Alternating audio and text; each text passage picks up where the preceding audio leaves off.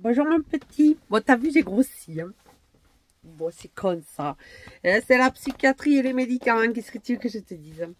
Quand ça ira mieux, eh bien, ça maigrira. Qu'est-ce que tu veux que je te dise? Qu'est-ce que tu veux que je te dise? Bon, j'ai écrit un texte sur l'eau. Qu'est-ce qu'on s'en fout de l'eau? Bon, on s'en fout de l'eau. Mais on s'en fout pas tant que ça, mais on s'en fout quand même un peu. Et donc, j'ai écrit un texte sur l'eau et je vais te le lire. En fait, non, c'est pas en fait. Par moment, ça parle aussi de moi, mais c'est caché comme les sticks cachés. Et tu vas voir. Tu vas voir, mon petit. Allez, je te le lis. C'est un texte qui date d'avant. Attends que je te dise ça. Mai 2017, avant mai 2017, quand? Je n'en sais rien. Alors, ça s'appelle un faux scandale. Ces gitans qui ne payent pas l'eau. Alors, voilà. C'est la caravane, t'as vu? La caravane, hein? La caravane passe. Et oui, les gitans ne payent pas l'eau. Plus précisément, ce sont les gens du voyage. T'as vu, j'ai changé de ton. Mais est-ce vraiment un scandale?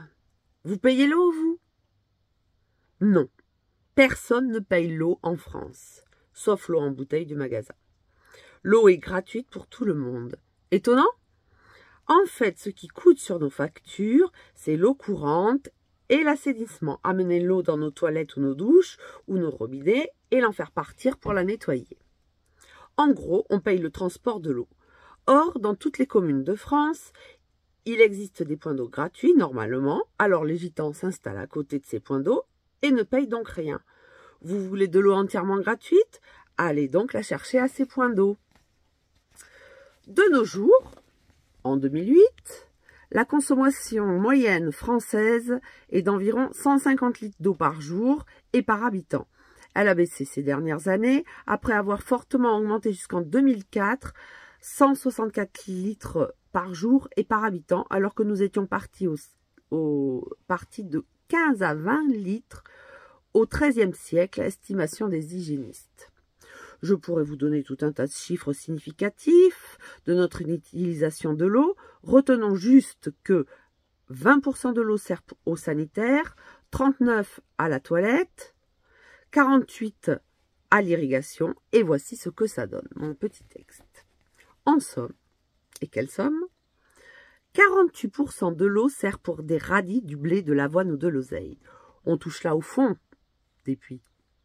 Allez, hop, un petit coup d'eau potable pour les potagers. Nous trinquons pour la santé de nos potes les poireaux bien arrosés, les asperges aspergées, car nous avons un petit poids dans la tête à carotter l'eau des nappes phréatiques. Nous coulons ainsi les ressources de la France pour des navets. Il serait plutôt temps de cultiver un art d'aimer l'eau avant que ce radeau de la Méduse ne la prenne trop, l'eau. Car même si je ne suis pas pour un retour au jerrycan, je sens que nous allons écoper de la colère des nymphes, hélas. Ô rage, ô désespoir. Alors, avant de crier au scandale des gitans, de les éclabousser, informons-nous et de bonnes sources. Que pensez-vous des 20% de l'eau qui part dans les WC? De l'eau potable qui plus est? Ou des 39% pour laver le bébé avec l'eau du bain? N'est-ce pas là que se trouve le vrai scandale? Qui sont les salauds? Les gitans? Ces soi-disant voleurs d'eau, d'œufs ou des poules mouillées? Ceux qui utilisent le Karcher pour nettoyer leur voiture à l'eau potable? Mais on s'en lave les mains. Ça doit nous laisser froid comme de la glace. On doit être givrés, nous qui semblons sans histoire d'eau. Mais maintenant, on est au courant. Continuons à agir ainsi, et j'ai bien peur que nous devenions insipides, incolores et inodores, peut-être même purs. Fini de se bidonner, à présent c'est l'eau qui rigole dans nos égouts, sales comme celle des écuries d'Augias. Enfin, il serait peut-être bon de mettre un peu d'eau dans notre vin, cœur du Médoc.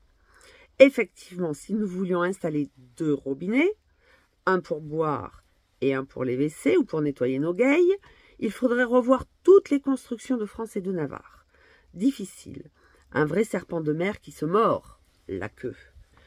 Mais ce n'est peut-être pas impossible puisque nous avons déjà réalisé ce genre de travaux lorsque l'eau courante et les égouts sont arrivés chez les particuliers il n'y a pas si longtemps que ça. Vous abondez, non? Puisons donc des idées pour éviter ce gaspillage. Laissons sourdre, jaillir, percer des solutions pétillantes car nous avons laissé couler trop d'eau sous les ponts. Enfin, espérons que cela ne soit pas en vain, mais surtout évitons de calomnier ce que certains nomment honteusement la lie, cœur du Médoc, l'eau de vie qui délie les langues. Ça finit en eau de boudin. Mais j'ai mouillé ma chemise là, pour que ce soit plus limpide, moins alambiqué, même si ce n'est pas entièrement clair comme de l'eau de roche. J'espère donc que vous aurez apprécié ce premier jet sur le sujet, pour ensuite le distiller, le décanter ou le mettre en gestation avant de ne perdre nos eaux. Allez, je cesse de vous mettre la pression comme des cocottes minutes ou de vous faire bouillir les crus du Médoc et je termine en me sublimant et je m'évapore comme la plupart des anges. Bon voilà, c'est un texte un peu banal parce que c'est que des jeux de mots, il n'y a pas de délire.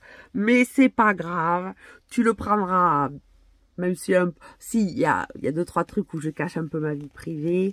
Donc c'est un peu original, les asperges aspergées, c'est Bibi. Nos potes les poireaux bien arrosés, c'est un copain qui est bien arrosé. Bon bref, c'est un peu caché mais c'est pas grave. C'est pas grave, ça peut pas se voir si je le dis pas. Mais je préfère, enfin c'est pas que je préfère, j'aime bien ce genre de texte, mais j'aime bien aussi les textes un peu délirants, on comprend rien. Je sais pas toi, mais moi j'aime bien. Allez, je t'embrasse mon petit, bonnes vacances et à bientôt. Au revoir.